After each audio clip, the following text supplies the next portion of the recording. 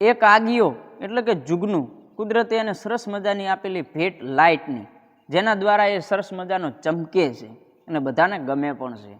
જંગલની અંદર એ ચમકતો હતો અને ચમકતો જોઈ સાપ ભાળી ગયો. એટલે સાપ એ આગિયાની પાછળ પડ્યો.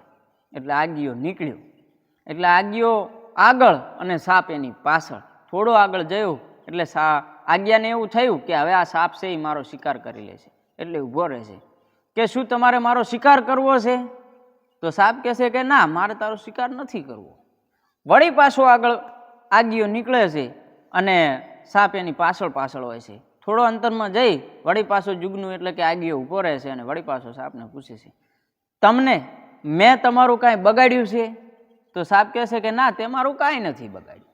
વળી પાછો આગિયો આગળ ઉડે છે અને સાપ એની પાછળ પાછળ હોય છે.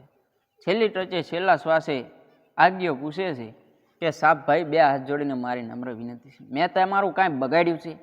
ત્યારે સાપ કહેશે કે ના, તે મારું કાંઈ બગાડ્યું નથી. મને તારાથી કોઈ પ્રોબ્લેમ નથી. મને પ્રોબ્લેમ છે તો બસ એક જ, કે તને ચમકતો જોઈ અને મારું કાળજું બળે છે અને એ મને નથી ગમતું. એટલે આજ્ઞાનો ત્યાં શિકાર કરી લે છે.